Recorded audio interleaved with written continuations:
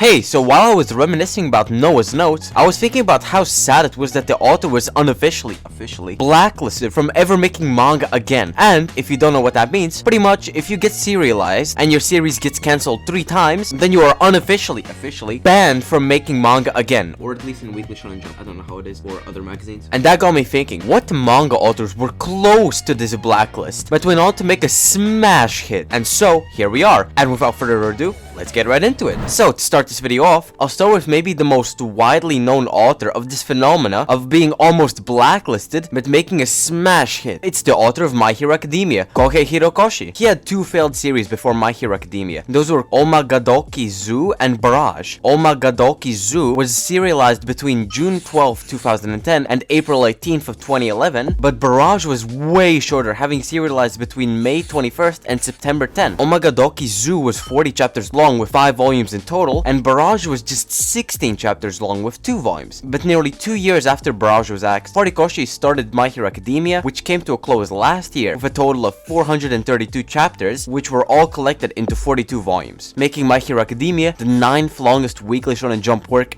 ever. Next, we have another author that you have about a 99% chance of you having heard of. It's Hihiko Araki, the author of JoJo's Bizarre Adventure. He's also had 2 cancelled works before his smash hit with JoJo. And wow, his works were cancelled very early. His first cancelled work was Koshok BT, which was axed after just 10 chapters, which was compiled into just 1 volume. And his second series, Bao, was 17 chapters long and was collected into 2 volumes. Little fun fact about Bao, it was actually adapted into an anime, although it was only 1 episode long, by Studio Period. But after those 2 failures, Araki released JoJo's Bizarre Adventure, and as I'm sure you know, that went on to be very successful. Alright, next up, it's, once again, an author I'm about 100% sure you know of. It's Yoshiro Tagashi, aka the author of Yu Yu Hakusho and Hunter x Hunter. But before his 2 smash hit series, he had a failed series and another failed series between Yu Yu Hakusho and Hunter x Hunter. But that is a little different. But for the cancelled series before Yu Yu Hakusho, it's called Wicked Cupid. It's 32 chapters long with 4 volumes collecting all of the chapters. Wicked Cupid started in July 11th of 1989 and ended just a bit over 7 months later on the 27th of February 1990. And in just under 9 months, he started his first mega hit series. But between the serialization of Yu Yu Hakusho and Hunter x Hunter, he did a series that is a bit more interesting to think about, Level E. The reason this is more interesting to talk about is because this was actually really highly rated. Its average rating on Weekly Shonen Jump was 5.63, which, if you don't know,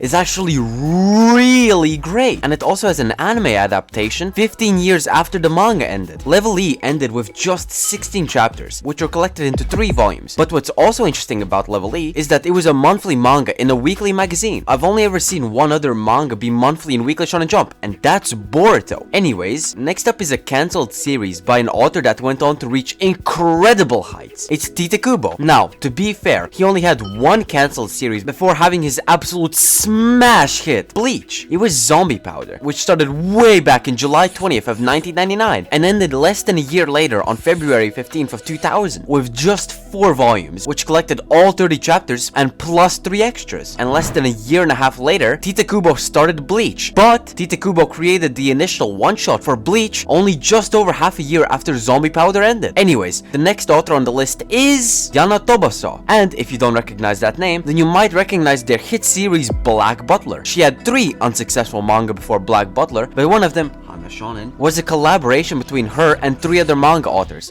so I won't count that. But the first axed manga is Rust Blaster, which lasted just 6 chapters. But because it was a monthly manga, it lasted half a year, starting from October 18th from 2005 and ending on March 18th of 2006. As I just said, it lasted just 6 chapters, which was enough for 1 volume to be released. The other cancelled manga is Glamorous Lip, which started in January 1st of 2006 and ended on the 24th of February of the same year, having ended with also just 6 chapters, and again, having all of them collected into 1 volume. But a little less than half a year later, after Glamorous Lip finished, she started Black Butler, and it currently has 213 chapters and is still ongoing. Alright, and now on to the next author. Next up is the author of Spy X Family. In short, Tatiana Endo had 2 cancelled series before his absolute smash hit with Spy Family. His first serialization was Tista, which, fun fact, was published in English alongside the next cancelled work after Spy Family became as huge as it did. It started on the 4th of November of 2007 and ended less than a year later on August 4th of 2008 with just 9 chapters and 2 volumes, which means that it was on a monthly schedule. The next series was more successful than Tista, but it was not enough to keep it going. It's Blade of the Moon Princess. I made a video on it quite recently. Check it out if you want. Which had 21 chapters and 5 volumes, which means that it was more than twice as long as Tista, but it was still axed nonetheless. It was serialized less than 2 years after Tista ended. It started on the 1st of May 2010 and ended less than 2 years later on January 4th, 2012. And actually, after more than 7 years after Blade of the Moon Princess ended, they started the series which went on to do incredibly well, Spy Family. And before I move on, I just want to mention that Tatiana Endo actually worked as an assistant, helping with the illustrating of Blue Exorcist, Fire Punch, and Attack on Titan. Alright, finally. This one is a bit different than the rest of those on this list, as they did have a successful series before their breakout hit, alongside a cancelled series after that. The author I'm talking about is Hiroshima. His only cancelled series was Monster Soul, that made its debut in December 15th of 2005. And I'm going to be honest, I cannot figure out what the release schedule was, because it ended with just 7 chapters that were made into 2 volumes, but it ended in August 11th of 2007.